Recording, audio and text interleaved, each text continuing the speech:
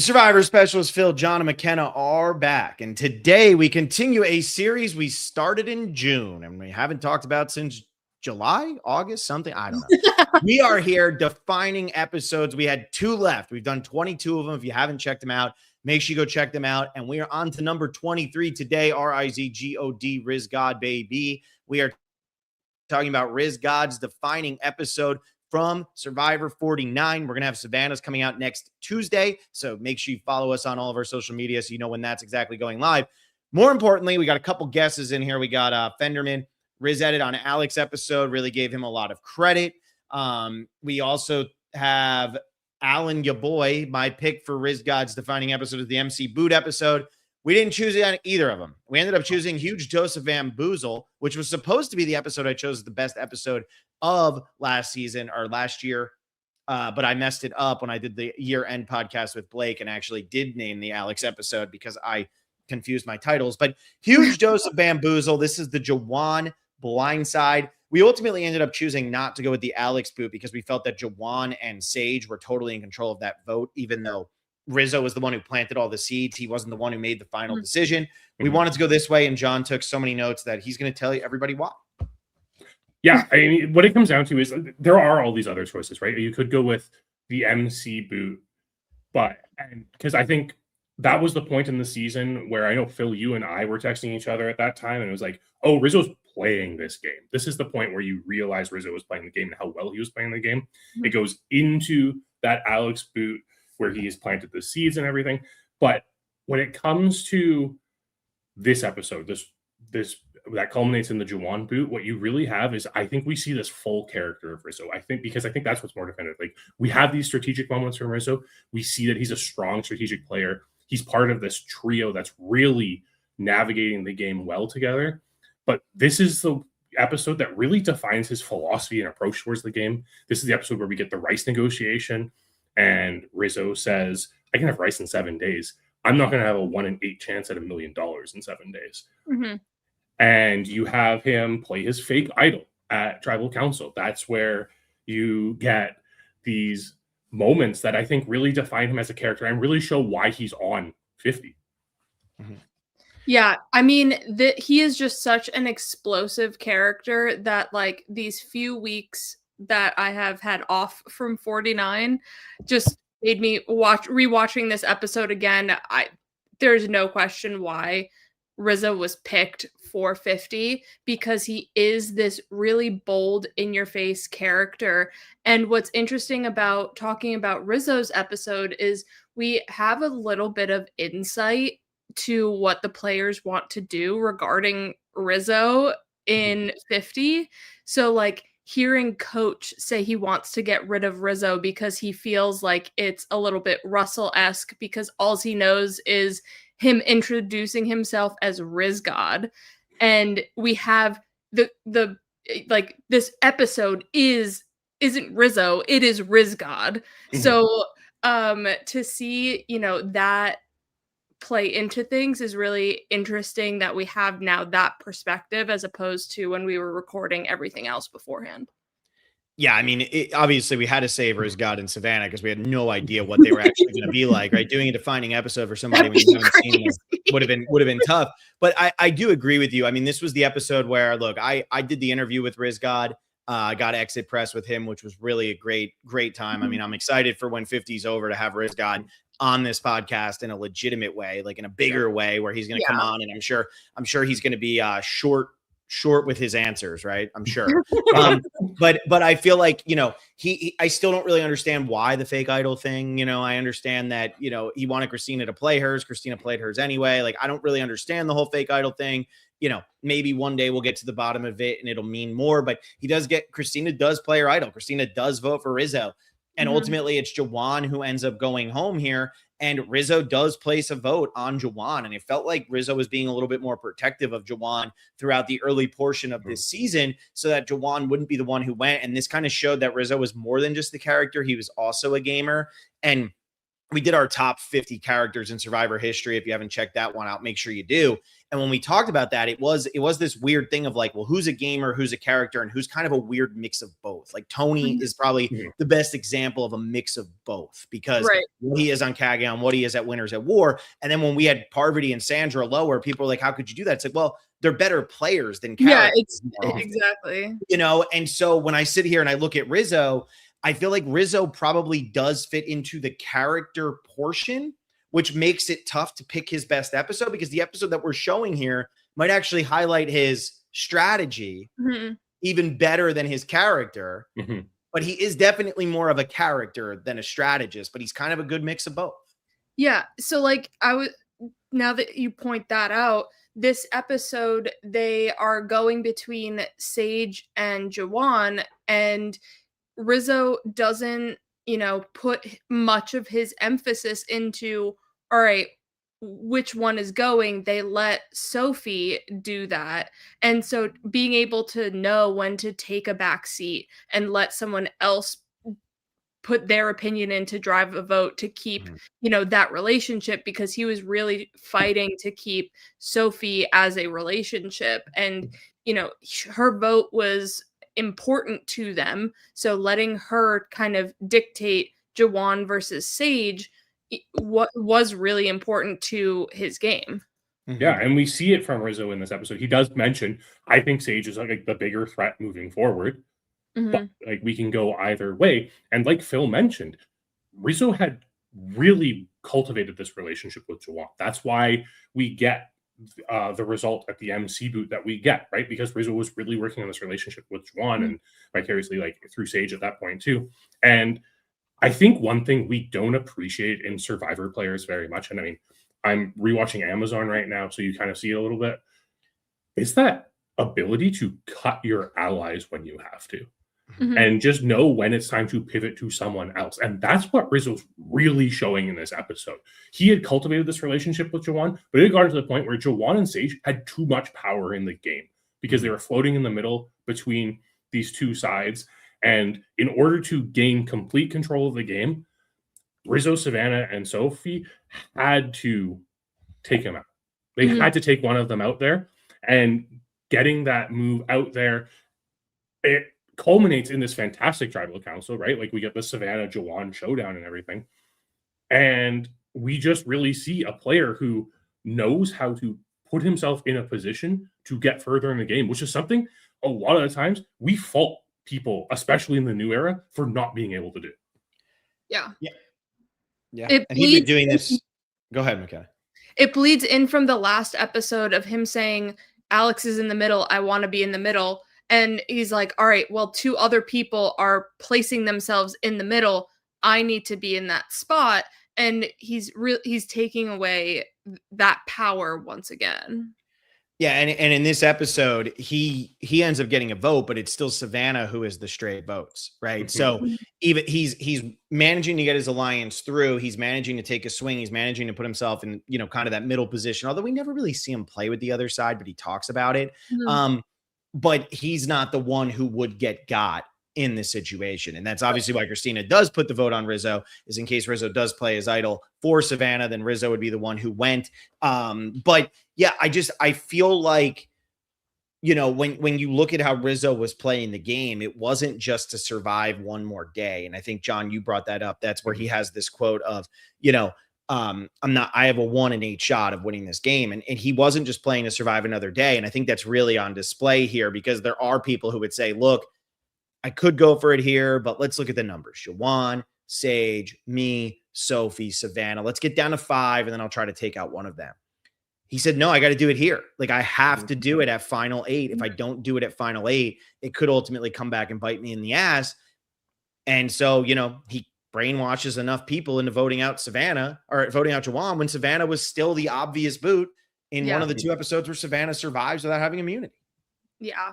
And that's just like wild in itself, where the 3 of Soph, Rizzo, and Savannah are on the bottom the entire time, have no numbers, but yet convincing enough to be like, oh, but just this one vote, let's do something else. Just this one vote, let's do this. Just one more vote, and then we can go somewhere else. Like, to be able to have that push when you're on the dead bottom is insane. That's what makes it so impressive. Like the way Rizzo plays this entire back half of the season, so impressive. He's put onto his back foot immediately at the merge with the Nate boot. Then kind of in a rough situation where he has this known idol, and then he gets put with this group that, like, as far as we know, Juwan and Sage may not want to rekindle a relationship with Rizzo at that point, and he's able to navigate himself. But the fact that in that situation, people quite often will think one vote at a time, right? They just need to go one vote at a time. But like you said, Phil, Rizzo's just sitting there thinking endgame the entire time, because there's a quote he has earlier in the season, right? The difference between like 12th and 4th place is nothing. Like, if I'm not sitting at that final tribal council, it doesn't matter. Like, I'm just not there. And that's his approach to the game. And that's what really defines him as a player, I think. And that's what makes him so different than a lot of this cast that I think we see going into 50. I think when you compare him to some of these other people in 50 who've had to play on the bottom, they really get on their back foot and they just have to try and survive. And Rizzo just has this mentality that surviving's not good enough. It has to be winning. Yeah. And also with this tribal council, he put on a show more than what we've had before. He points out that tribal council is theater, and also this is where it's won and lost because the jury gets pre-impressions from tribal council. We get in past seasons like, oh yeah, everybody could be lying here, or we could be telling the truth, who knows. But here he's like really highlighting that any tribal council can make or break your game, and I'm just trying to have fun with it and like work the jury basically of whether it's a good thing playing my fake idol or a bad thing playing my fake idol.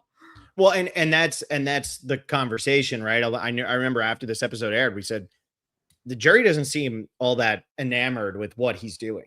They don't seem all that excited to be watching RizGod get up, play a fake idol. They seem confused by it. What's going on? Why is this happening? Then the explanation at the start of the next episode is confusing. So, Rizzo might have been working himself into a little bit of trouble here, but again, he's playing the game. And I always talk about JT. I remember, a lot of people will really, really, really, really try to put JT down because of his game changers game. I always say no, and they try to put him down because of his heroes villains. It's like, oh, JT was a one-trick pony. He got stuck with the right cast and token chains, and he sucked his other 2 seasons. No, JT played to win all 3 times. He didn't care if he got 10th. He didn't care if he got 15th. He was playing to get first. And there's a lot of players who finish in better spots than JT who never had a chance to win on the seasons that he was on with them, because they were playing to survive one more day. And I understand that you have to survive one more day. Sometimes that's all you can do. But a lot of times people are putting themselves in that position when they don't need to be in that position. Like, not everybody's Chris Doherty or Danny Boatwright. Sometimes you just are putting yourself in the wrong position. And I think Rizzo plays with that JT mentality of, I'm going for that W. I don't care about the other placement. At the end of the day, if you win Survivor, that's the only person who can be the face of a season more often than not. That's the only person. If you don't win, like Russell Hantz and Sari have dealt with it their entire careers here, essentially, where it's, well, you never won. You can't be on the Rushmore because you didn't win. Boston Rob is on the Rushmore over you, Russell, because he won. And so I do feel like, the way that RizGod plays, it is conducive to getting on season 50, to playing really hard, to playing with a lot of really good players. And I'm excited to see what he's going to do, what he's got up his sleeve. I mean, he only had 2 weeks off, but you think about all of the different things that were going on in his mind on this season when he is, playing and has been a student of the game for so long, listening to our podcast back before Adam Klein even played. This kid has been listening and involved in the community for so long. I'm excited to see what he's got up his sleeve, because he knows these players maybe better than some of them know themselves. I actually think he has this distinct advantage going into 50 from being in game mode still, right? I can't remember who I saw mention it more recently. I think it was in the Dalton Ross interviews, but it takes like 9 months to really get out of game mode after playing Survivor. Yeah, I just watched Winners at War, and during one of the tribal councils, they were like, it took me so long to like decompress from everything, and it was not a good idea to go back to back. Yeah. So he's coming in this mindset where he's been playing the game. He played a game that maybe won him the game, but maybe it didn't. But he also is the person who knows Survivor well enough. He's going to see these people coming back. He's going to see people like Coach, who was a victim of Russell Hantz previously, and know that's going to be one of his biggest uphill battles. Yeah. Is just getting over that stigma. And he gets the advantage of like not being, it actually might be worse for him not being the winner of 49, because then everyone's going to be asking, okay, why are What you did here? you do? Yeah. Yeah. But you guys are going to have to find that one out when we do everything you need to know about RizGod, RizGod. Will and I will be doing that podcast at some point in the next couple of weeks. But yeah, I do hear that. And, you know, seeing all this pregame press now that Dalton Ross has put out, which by the way, if you haven't listened to Tegwith's interview with Dalton Ross today, she did an interview with Dalton Ross that was just absolutely incredible. She's doing this whole series, Surviving the Fandom. She did one with Mike Bloom yesterday. She did one today with Dalton Ross. Getting Dalton Ross on this channel is just like incredible to me. It's a pinch me moment because I've been following Dalton Ross since China. You know, like I've been following him forever. And she had him on and it was a great interview. But, you know, Dalton Ross has started putting out some information for season 50 and it's kind of starting to get it's starting to get people's wheels spinning. And you're seeing a lot of people like the heroes versus villain people are saying, I'm scared of RizGod and I'm scared of Savannah because I've seen what Russell Hantz was able to do. Even Tiffany Nicole Irvin is saying, I want to vote both of them out. I don't want either of them here because clearly they did something right. And, you know, they didn't get to see Rizzo's defining episode. They didn't get to see him sit on an idol as many times as he did, get up and be theatrical at tribal council. They didn't see him lose at Fire, and they don't know that he may have very well won his season had he gotten to Final 3. So they don't know any of those things coming into this. And it makes sense that they would all want him coming out or get out because normally if you get brought back-to-back seasons, there's a reason. I think it would honestly help Rizzo if everybody watched the season because they'd see this like goofy, funny guy. Like, yes, he has strategy, so he would be a good alliance member and a good shield because he's not just going to be this outrageous character. He will be able to have, you know, bounce ideas off of. And it just hurts him so much more without, you know, viewing his personality, and people won't give him the time of day because they're like, look at seasons past, we're looking at the history, not, you know, taking the benefit of the doubt because so many other Survivor players have abused the benefit of the doubt. You bring up a really good point that's also, I think, really demonstrated in this episode for Rizzo too, going back to the episode we were talking about, because Rizzo is a good ally. That's one of his defining characteristics, I think, is that yes, he's a strategic player. He knows who to go at. He has this good social read on the game. He knows who has a larger chance of winning the game than he does. And he knows who to work with in order to get them out of the way. This episode is the episode where we get the three boys on the bench, like maybe the most grown-worthy moment of the season. I think that moment was hilarious. It's so funny.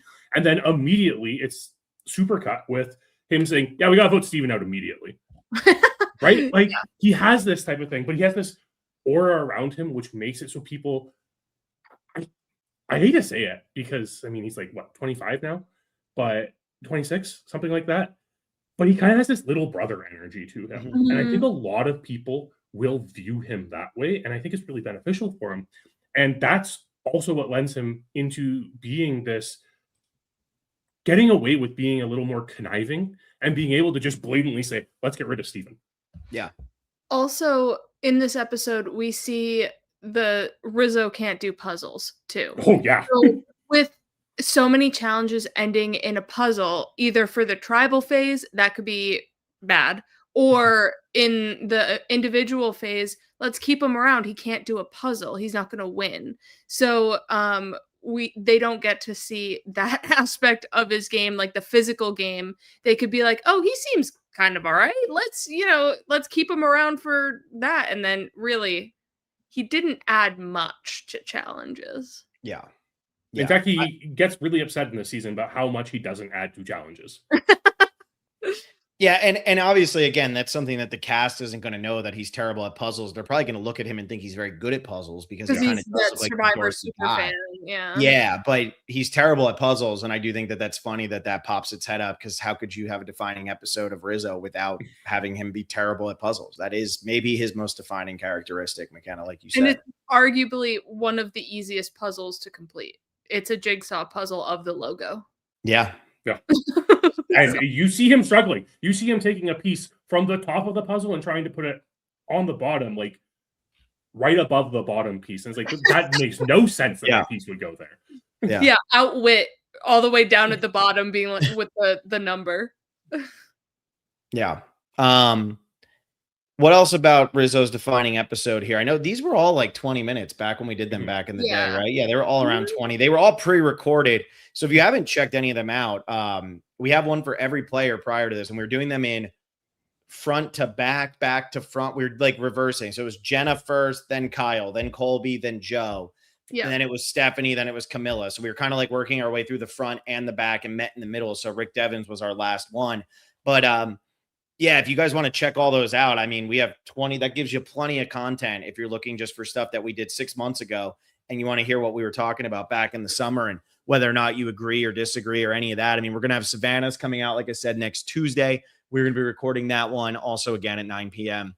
And one of the episodes that was mentioned earlier in this podcast will be discussed that day. So, you know, yeah, so really, really excited. I mean, look, Rizzo coming back on the show. I know we were all kind of like mocking it beforehand and everything like that. I think now that we've seen Rizzo play, and now that we're all kind of come to terms with the fact that there's 11 people from the last 5 seasons on this season, I'm not mad about Rizzo. I'm so not mad about Rizzo. Yeah.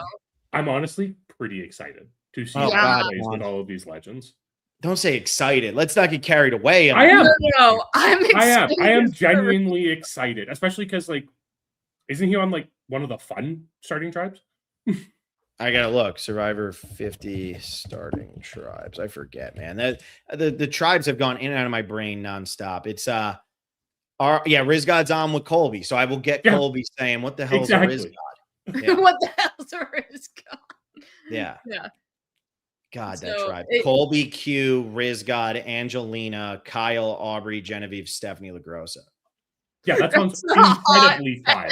Yeah, I'm all here for that. That's going to be the disaster tribe. That's the tribe we want. Why am I here? Yeah. The exciting tribe always sucks. So that tribe's going to suck, but they're going to be a beautiful mess. And we're probably going to see multiple of them return again because they're a disaster. All right. So yeah, like I said, we are going to be having Savannah's episode coming out next Tuesday. So make sure you check that one out. Go back and check out all of our other episodes for defining episodes. We're going to be doing everything you need to know about series, and then plenty of other Survivor 50 content coming out. So if you want to check all that out, since this one's live and this is near the end here, I'm just going to say we got our Survivor things, the 50 things that define Survivor and make Survivor what it is. That draft is going to be on Wednesday at 6 p.m. Eastern time. So that'll be a lot of fun. Alexa joining us again for that one. And we got plenty of other content. John and McKenna are going to be doing their Moments series, and I'm going to be jumping on that. Blake's going to be jumping on that, and that's going to be a really good series. And God, I don't think anything on our social media has ever gotten as much traction as when you said, "What's your favorite moment from these eras?" I was like, holy shit, McKenna, good job. We should have been asking that question every day for the last decade. So thank you all so much for listening. Give this video a like, subscribe to the channel. Go check out Tegwit's episode interview with Dalton Ross and our other one with Mike Bloom. And we'll see you next time.